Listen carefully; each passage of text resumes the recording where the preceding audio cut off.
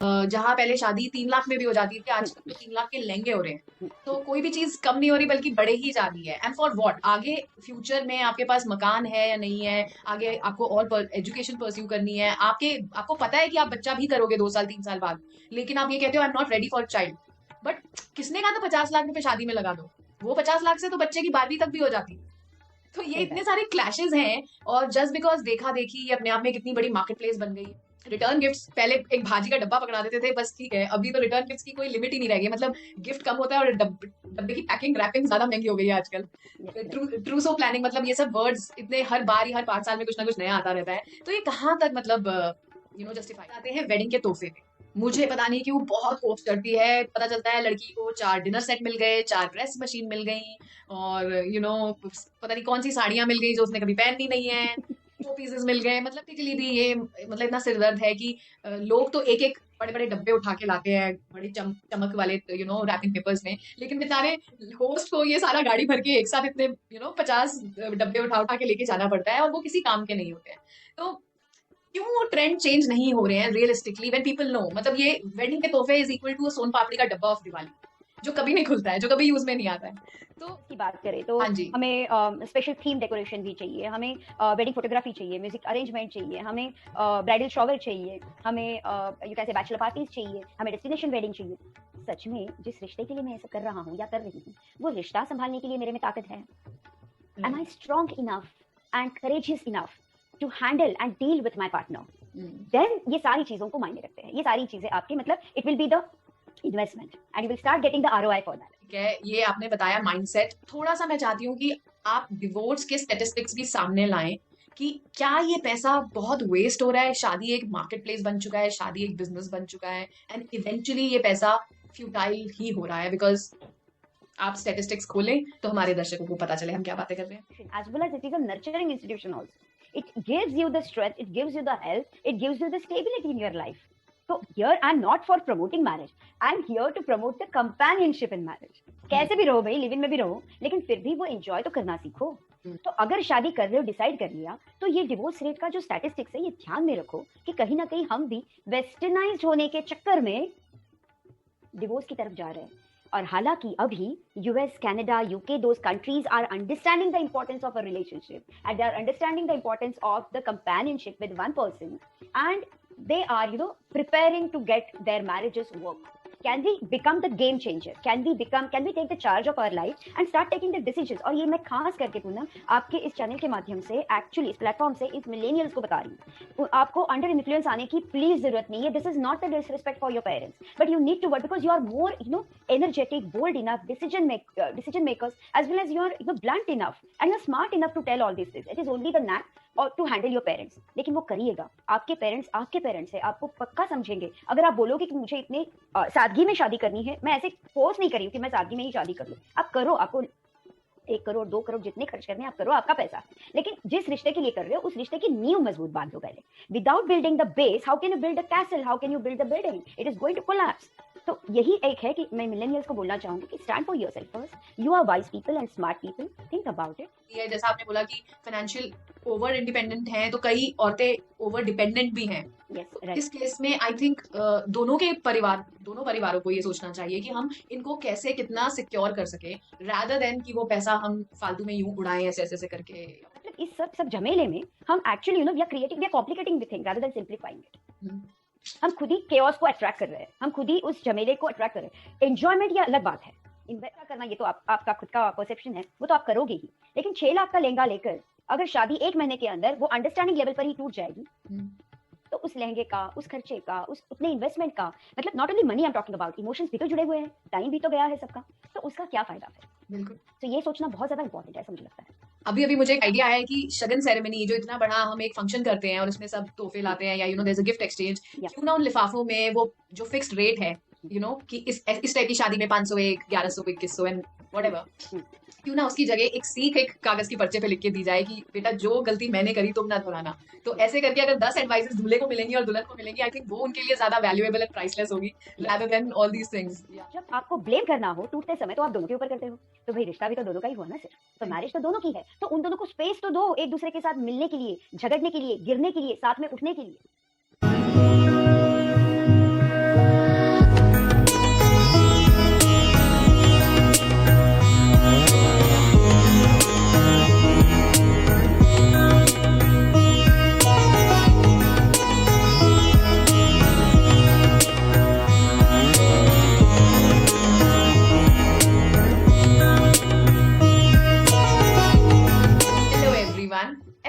Number 2 में आपका बहुत बहुत स्वागत है।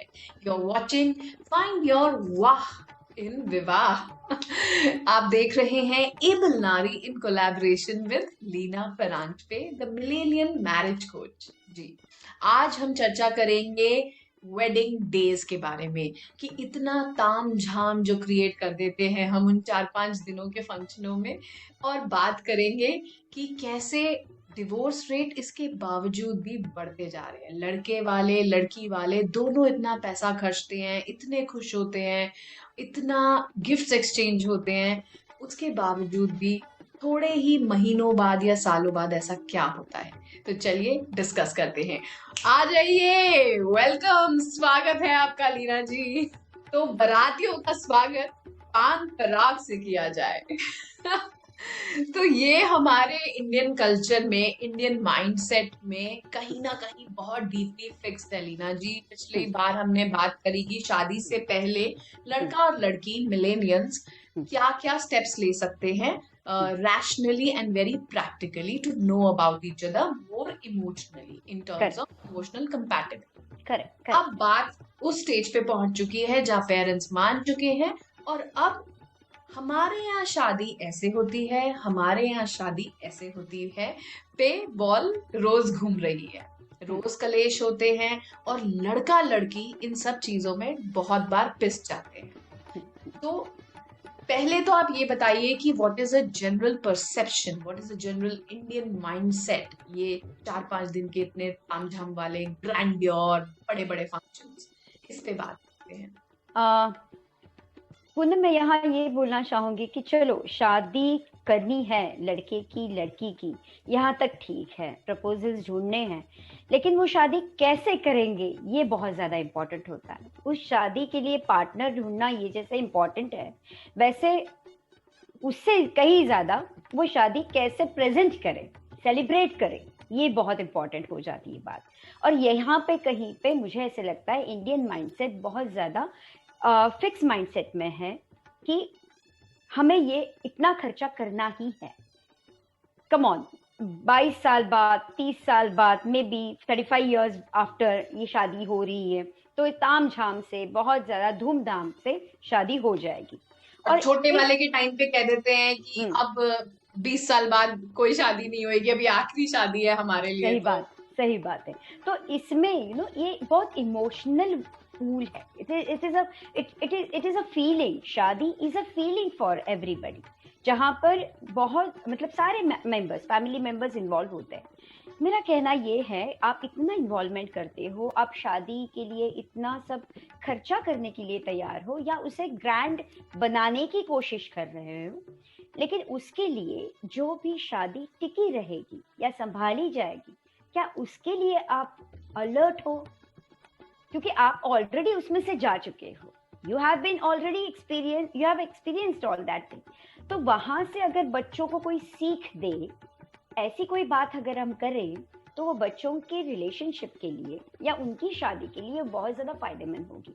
Instead of just presenting it to the world, थोड़ा सा इस पे भी ध्यान दे कि जहां मैं बात कर रही हूँ कि उनकी नींव मजबूत करने के लिए उस रिश्ते की, वहां कोई प्रिपरेशन कर दे तो वो भी बहुत अच्छा होगा। बाकी खर्चा करना ये तो आपका खुद का परसेप्शन है, वो तो आप करोगे ही, लेकिन 6 लाख का लहंगा लेकर अगर शादी 1 महीने के अंदर वो अंडरस्टैंडिंग लेवल पर ही टूट जाएगी, तो उस लहंगे का, उस खर्चे का, उस उतने इन्वेस्टमेंट का, मतलब not only money I am talking about, emotions भी तो जुड़े हुए हैं, टाइम भी तो गया है सबका, तो उसका क्या फायदा फिर? बिल्कुल। तो ये सोचना बहुत ज्यादा इम्पोर्टेंट है, ऐसा मुझे लगता है।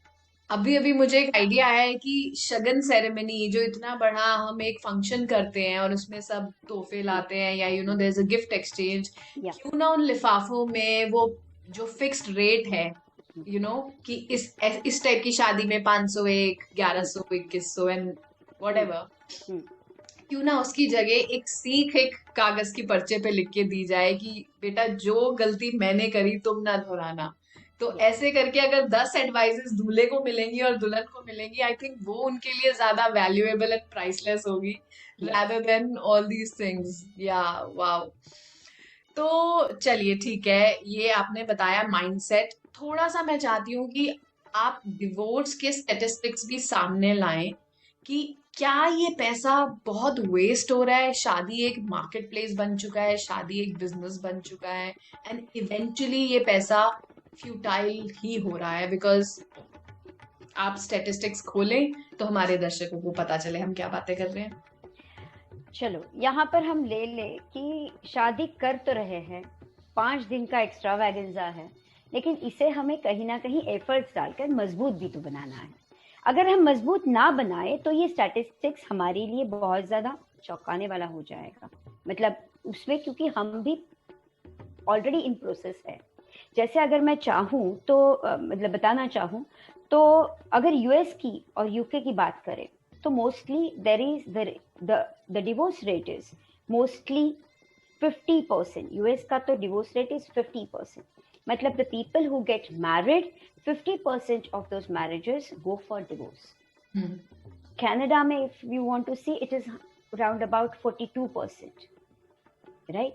सो मेरा कहना ये है कि अगर ऑस्ट्रेलिया की बात करें वहां भी ऑलमोस्ट 40% डिवोर्स रेट है। चाइना की बात करें तो वहां somewhere it is 9.27 million people they get married and the divorce rate is somewhere 3% of it. India की बात करें अगर हम लास्ट 1 डेकेड में अगर हमने देखा है तो जहां 1000 में अगर एक शादी टूटती थी तो अभी 13 शादियां टूट रही हैं। सो वी आर ग्रोइंग, भले 0.1% हमको अभी पता चले कि इट्स हार्डली 1%, इतनी बड़ी जनता में इतने कम लोग अगर डिवोर्स ले रहे, लेकिन फिर भी अगर हम देखें तो रोज कोर्ट में ऑलमोस्ट पर councillor gets 20 cases. After this corona, तो it has mostly doubled up because after their honeymoon, couples are staying for the first time for 24/7.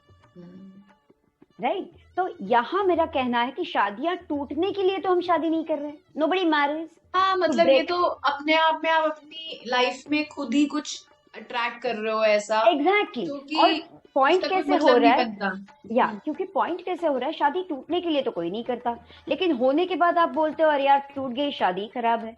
You can't blame a marriage institution which has been running so many years, and it is a stable institution as well as it is a nurturing institution also. It gives you the strength, it gives you the health, it gives you the stability in your life. So here I'm not for promoting marriage, I'm here to promote the companionship in marriage. कैसे भी रहो भाई, live in में भी रहो, लेकिन फिर भी वो एंजॉय तो करना सीखो। तो अगर शादी कर रहे हो, डिसाइड कर लिया, तो ये डिवोर्स रेट का जो स्टैटिस्टिक्स है ये ध्यान में रखो कि कहीं ना कहीं हम भी वेस्टर्नाइज्ड होने के चक्कर में डिवोर्स की तरफ जा रहे हैं। और हालांकि अभी US, Canada, UK, those countries are understanding the importance of a relationship and they are understanding the importance of the companionship with one person, and they are preparing to get their marriages work. So, और हम westernise के होने के मतलब उस चक्कर में हम लोग वहां चल रहे हैं। It is like a wave. तो समवेयर हमारी जो मैं वैल्यूज की बात नहीं कर रही हूँ, मैं कोई संस्कारों की बात नहीं कर रही हूँ, लेकिन अगर कॉन्शियसली कोई डिसाइड किया हुआ है तो it becomes our responsibility to work on this, simple.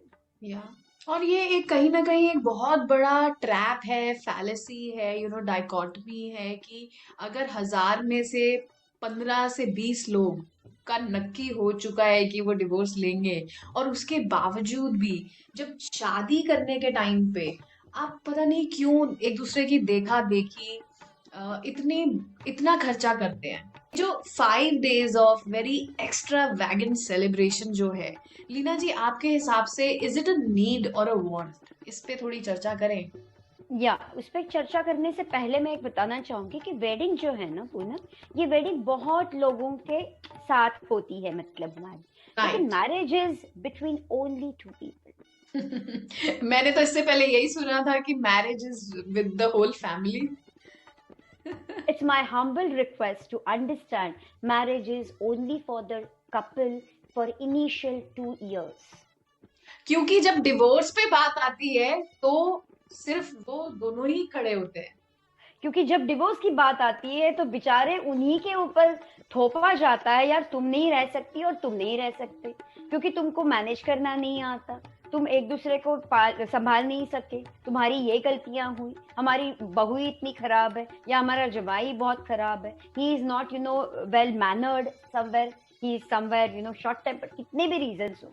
तो जब आपको ब्लेम करना हो टूटते समय तो आप दोनों के ऊपर करते हो, तो भाई रिश्ता भी तो दोनों का ही हुआ ना सिर्फ, तो मैरिज तो दोनों की है, तो उन दोनों को स्पेस तो दो एक दूसरे के साथ मिलने के लिए, झगड़ने के लिए, गिरने के लिए, साथ में उठने के लिए। That is what my request is. तो एक बार आपकी वेडिंग, आप, it is a business, let me tell you, somewhere it has become as a status symbol also, कि मैं मेरी बच्चे की शादी, बेटी की शादी किस तरह से प्रेजेंट करूं, ये आजकल एक you can call it as a status symbol, ये है। क्योंकि मुझे ऐसे लगता है चलो प्यार तो है, लेकिन प्यार करने के लिए दिखावे की क्या जरूरत। नहीं, ऐसा बहुत होता है ना लीना जी कि एक साल जहाँ शादी के पैरेलली पहले फेस्टिवल्स चल रहे होते हैं, वहीं एक साल, 1.5 साल, 2 साल तक ये भी टॉन्ट्स कसे जाते हैं या चर्चा चलती रहती है कि शादी कैसे हुई थी, शादी के अरेंजमेंट्स कैसे हुए थे, किसको क्या दिया गया था, कितनी ट्रांजैक्शंस हुई थी। और इन सब चीजों में कहीं ना कहीं लड़की को बहुत ही ज्यादा सैबोटेज फील होता है या कर्ब्ड फील होता है। तो उसमें उसकी वो जो अंडरस्टैंडिंग विद हर हस्बैंड है, वो तो चली गई पानी में। कहीं पे वो इंटरफेरेंस मतलब एज एन ऑब्स्टिकल बन जाती है। हाँ, it's a put off. Yes yes right. तो इंस्टेड ऑफ दैट, अगर आप शादी अगर कर रहे हो तो पहले ही उसी क्लैरिटी के साथ करो, ताकि वो लड़की को और लड़के को दोनों को कॉन्फिडेंस रहे कि हमें रिश्ते पर फोकस करना है, ना कि इनके ब्लेम गेम के ऊपर। Right right. तो क्योंकि वो ब्लेम गेम कोई काम ही नहीं करने वाला है, जो भी है। तो शादी करते हो तो करो, आपको 6 लाख का नहीं भाई 50 लाख का भी लहंगा पहनो, वो इशू नहीं है। लेकिन उसके बाद जिस शादी के लिए आप ये सब कर रहे हो, उस शादी को संभालना is your responsibility and your partner's responsibility. As a team you need to work for that, ऐसा मुझे लगता है। लड़कियों को तो बहुत ही रोजी पिक्चर होती है कि बस उन्हें एक रात दुल्हन बनना होता है। आई डोंट नो, उसमें मैं भी शायद इंक्लूडेड थी, या बुरा लग सकता है ये, बट वही, क्योंकि अभी हम इस बारे में थोड़ा डिस्कशन कर रहे हैं कि is it really a need और अ वांट। अगर उतनी सादगी से मैंने एक लाल जोड़े में, एक साड़ी में अपने हस्बैंड के साथ फेरे लिए, तो क्या फर्क पड़ता है? और अगर 6 लाख या 50 लाख या किस डिजाइनर का लहंगा, तो क्या फर्क पड़ता है? I don't understand. सही बात है। मतलब इसमें जो अगर हम सर्विस प्रोवाइडर्स की बात करें तो हाँ जी, हमें स्पेशल थीम डेकोरेशन भी चाहिए, हमें वेडिंग फोटोग्राफी चाहिए, म्यूजिक अरेंजमेंट चाहिए, हमें ब्राइडल शॉवर चाहिए, हमें you can say bachelor parties चाहिए, हमें डेस्टिनेशन वेडिंग चाहिए। सच में जिस रिश्ते के लिए मैं ये सब कर रहा हूँ या कर रही हूँ, वो रिश्ता संभालने के लिए मेरे में ताकत है? Am I strong enough and courageous enough to handle and deal with my partner? Then ये सारी चीजों को मायने रखते हैं। ये सारी चीजें आपके मतलब it will be the investment and you will start getting the ROI for that. मतलब अभी तक भी अगर देखा जाए मेरे 40 साल के अनुभव में, कि बस मैंने बातें ही सुनी है कि अरे इनके जमाने तक तो ये चीजें रहेंगी नहीं, जनरेशन आगे आगे बढ़े जा रही है और चीजें कम नहीं हो रही है बल्कि और बढ़े ही जा रही है। कि जहाँ पहले शादी 3 लाख में भी हो जाती थी, आजकल तो 3 लाख के लहंगे हो रहे हैं।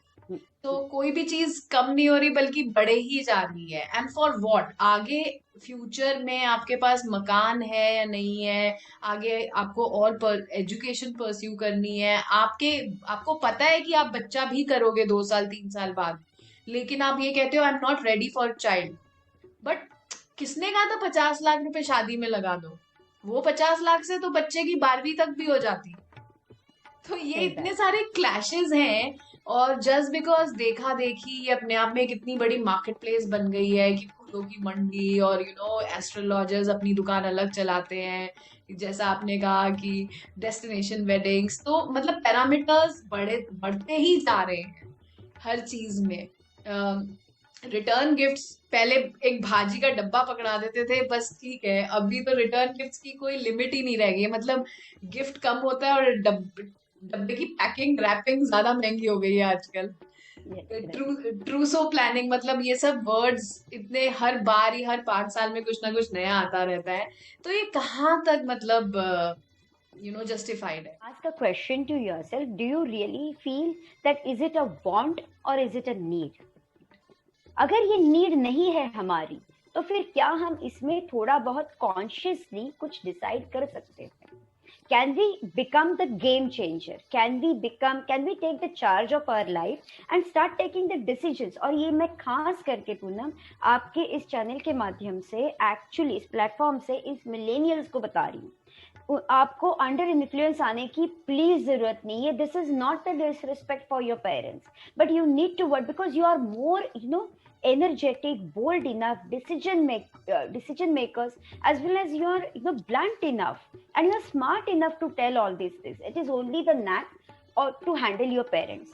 लेकिन वो करिएगा. आपके पेरेंट्स आपके पेरेंट्स है, आपको पक्का समझेंगे. अगर आप बोलोगे कि मुझे इतने सादगी में शादी करनी है, मैं ऐसे फोर्स नहीं कर रही हूँ कि मैं सादगी में ही शादी कर लूँ.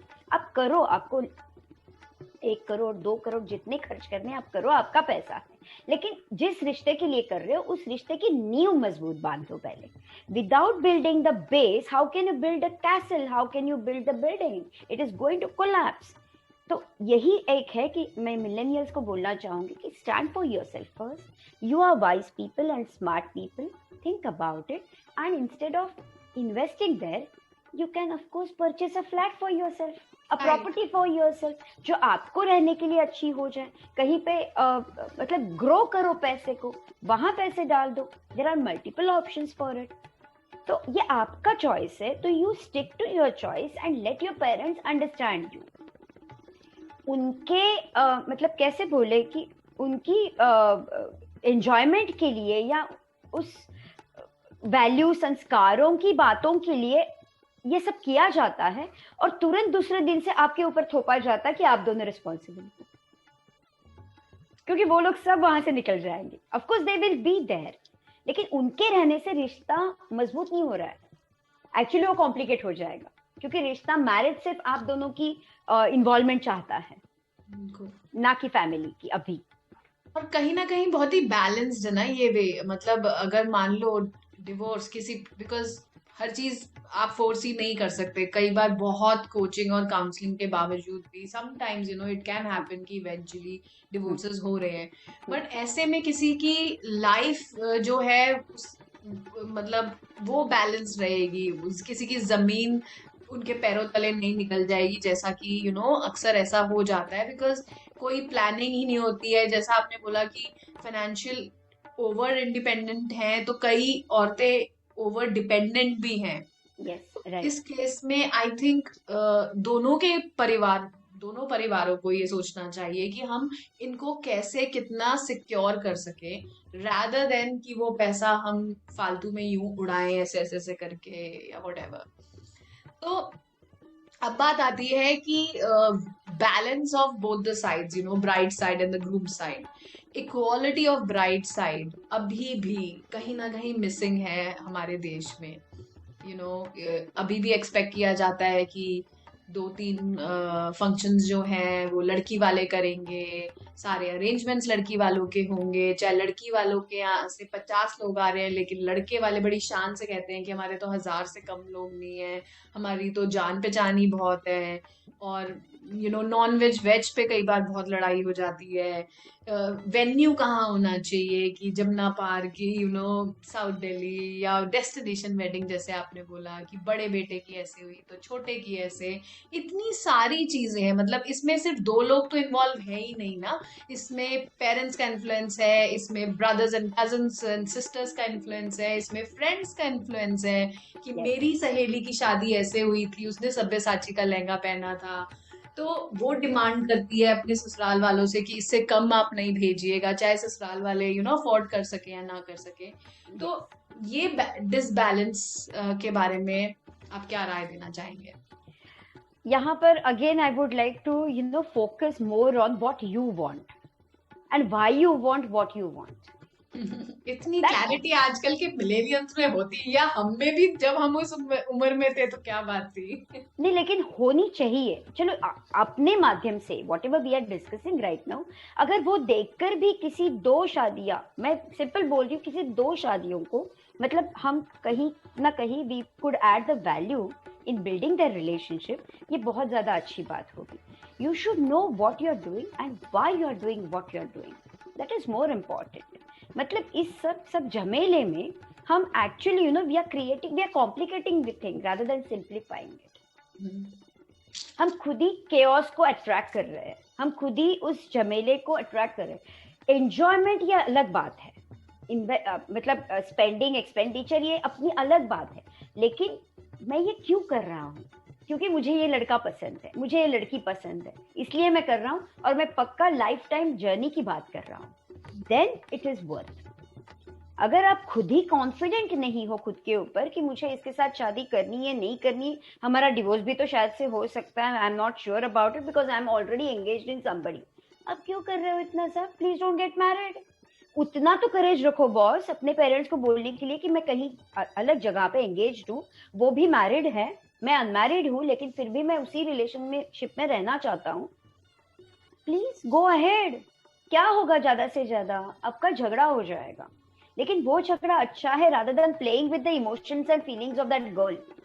हाँ सही बात है, 6 महीने 1 साल अपने पेरेंट्स से मत बात करिए, वो मत बात नाराज हो करिए, जाएंगे। जो भी नाराज हो जाएंगे, जो भी हाँ है हल निकलेगा, या तो आपको क्लैरिटी आ जाएगी अपने रिलेशनशिप में, जो भी है। राइट। किसी और की जिंदगी बर्बाद करने से कोई मतलब नहीं सही बनता। बात है। मतलब एक केस बताना चाहूंगी, शादी तो होगी, ये वो 2 प्रपोजल्स देख रहा था लड़का, अर्लियर प्रपोजल और ये वाला एक प्रपोजल जिससे उसने शादी की है। अभी साल हो चुका है, इस लड़की को उसने छुआ तक नहीं है अभी तक, because he is engaged with the earlier proposal.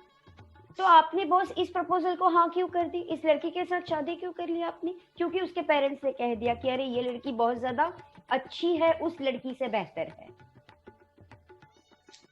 But you played with her, right? They are not physically, they are not even been physical for an year. ये लड़की कितना सहेगी? Why she should? That is what happens, when you go under parental influence and you don't show courage for this. Right. तो लीना जी, अब मैं आपसे 2-3 सवाल पूछूंगी और उसके बारे में हम जल्दी जल्दी आपसे Okay. आंसर चाहेंगे, ठीक है? तो आप Yes. Please on the guard बिल्कुल बैठ जाइए। तो, तो ये बताइए, इस डाउरी अ न्यू अवतार, मतलब इसने अपने आप एक रंग रूप बदल लिया और लड़की वाले खुद ही शान से भर भर के देते हैं लड़के वालों को?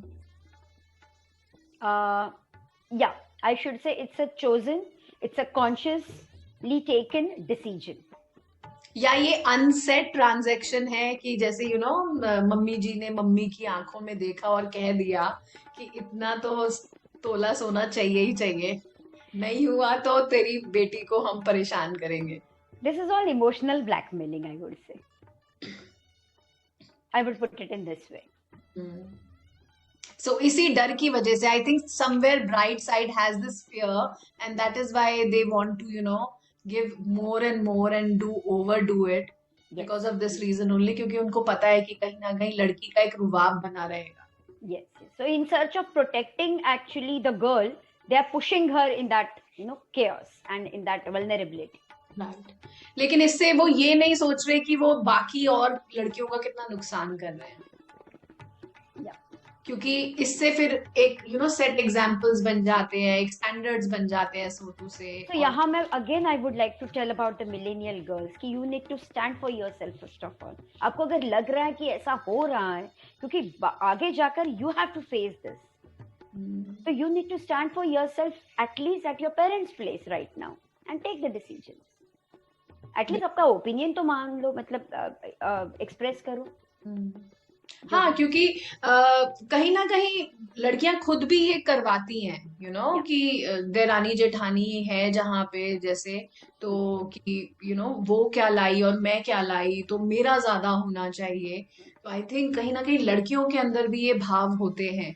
तो आप प्लीज एकदम तेज तर्रार उनको कुछ मैसेज दीजिए। नहीं, तेज तर्रार की बात नहीं है पूनम, लेकिन देरानी it is not जेठानियां नन्हे सारी आपस में फ्रेंड्स की तरह रहें, थिक बन के रहें, एंड ये सब सिस्टम सच में अब खत्म हो जाने चाहिए। actually we should grow vertically, in thinking about rather beyond our ego.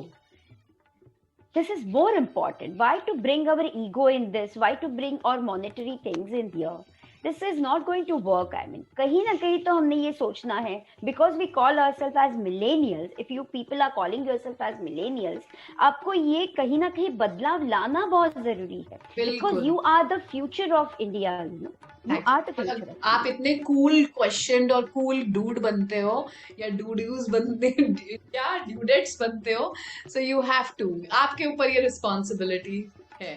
Yes, yes, yes. Right right. So अब आ जाते हैं वेडिंग के तोहफे पे। मुझे पता नहीं क्यों बहुत कोफ्त चढ़ती है, पता चलता है लड़की को 4 डिनर सेट मिल गए, 4 प्रेस मशीन मिल गई, और पता नहीं कौन सी साड़ियां मिल गई जो उसने कभी पहननी नहीं है, शो पीसेस मिल गए। मतलब इन वेडिंग के तोहफों का क्या जरूरत है, ये कहाँ से कॉन्सेप्ट आया? और प्रैक्टिकली भी ये मतलब इतना सिरदर्द है कि लोग तो एक एक बड़े बड़े डब्बे उठा के लाते हैं, बड़ी चमक वाले रैपिंग पेपर्स में, लेकिन बेचारे होस्ट को ये सारा गाड़ी भर के एक साथ इतने 50 डब्बे उठा उठा के लेके जाना पड़ता है, और वो किसी काम के नहीं होते हैं। तो क्यों ट्रेंड चेंज नहीं हो रहे हैं रियलिस्टिकली, व्हेन पीपल नो? मतलब ये वेडिंग के तोहफे इज इक्वल टू सोन पापड़ी का डब्बा ऑफ दिवाली, जो कभी नहीं खुलता है, जो कभी यूज में नहीं आता है।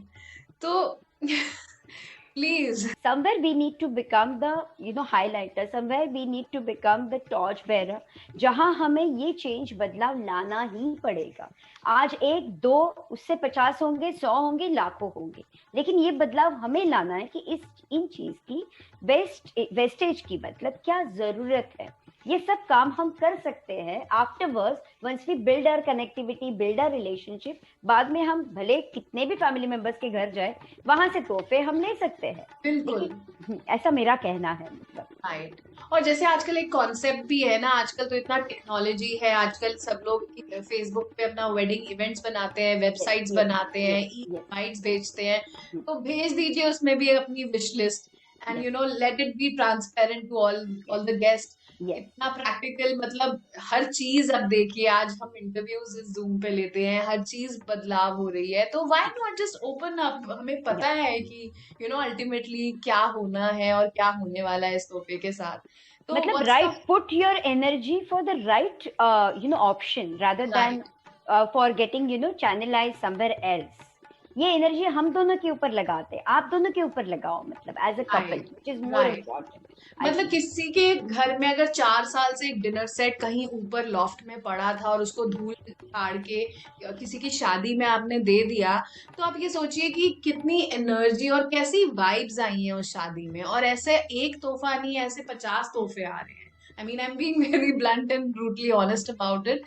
But then I really feel that शादी का जो माहौल होता है, स्पेशली जब वो फेरे वाला माहौल होता है, when you're taking vows together, it's a very pure thing for bride and groom. Yes. So जितने आई थिंक इस वाइब्रेशन में हमको थोड़ा बहुत ना उसको हाईलाइट करने की जरूरत है और उसको एलिवेट करने की जरूरत है। मैं ऐसे नहीं बोलूंगी सारे लोग ऐसे ही गिफ्ट्स हमको देते हैं, चलो ठीक है, हमने मतलब खरीद के भी अच्छे से अच्छे वाइब्रेशन से भी मिल जाएंगे, लेकिन is it really mandatory, is it really necessary for me right now in my life? That we need to understand and focus on. हाँ, नहीं वो तो मैं थोड़ा सा पन इंटेंडेड बातें आज ज्यादा कर रही हूँ। लेकिन हाँ, ऐसे भी होता है, लेकिन वेडिंग के तोहफे क्या सच में इम्पोर्टेंट है? तो इज मैरिज अ कॉन्ट्रैक्ट और a bond? I would definitely say it is a bond, it is not a contract. क्योंकि कॉन्ट्रैक्ट है वो हमेशा आप मॉनेटरी लेवल पर आप साइन कर सकते हो, right, barabar, and you can make yourself accountable for, hold each other accountable for. It's a bond, it's a very subtle feeling. First of all, be sensitive enough to understand that, be sensitive enough to I mean, like, understand and reach the each other's vibration, sense each other's vibration. सिर्फ एक मतलब दोनों ने एक दूसरे का हाथ पकड़ के भी अगर आप थोड़ा टाइम भी बैठो ना, it gives you the secured feeling. Human touch is missing in today's marriage. If we will be getting aware of this, we will understand कि हमें क्या करना है इस रिश्ते को प्रोग्रेस करने, इस रिश्ते को नर्चर करने के लिए. So it is definitely a bond, and उस bond का it is a process. It won't happen within a day. It won't happen based on your wedding day. It won't happen based on the celebration, how you celebrate your wedding day. It won't happen कि आपने यहाँ तक मेहंदी लगाई या यहाँ तक मेहंदी लगाई. It won't happen with your mini moon and your honeymoon. It will happen with your own sensitivity. You should be you have much more energetic generation, much more smarter generation. Use your characteristics not only at your professional life, but in your married life also, if you are getting married, or maybe in your companionship. That's what I would like to say. How beautifully you have concluded, I must say. Thank you so much, Reena ji. Another episode has come to an end, Wedding Day, जहाँ आज हमने सब wedding marketplace के में चर्चा करी. Thank you so much. अब आप थोड़ा सा बताएं कि episode number 3 में क्या होने वाला है, and then we'll say bye-bye to everyone. The third episode, we are going to focus mainly on the honeymoon.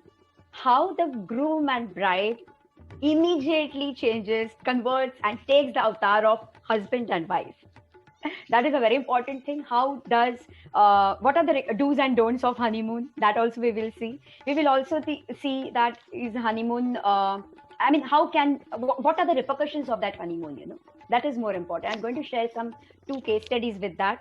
And that's how we are going to take this journey to why to fight then at the end of this. If we are enjoying this, then why to just fight unnecessarily? Fair fighting, I understand. Let us go for this episode to understand more about the honeymoon phase of newly married couples. Lovely. I am so excited about it. Thank you so much. Thanks a lot. Thank you.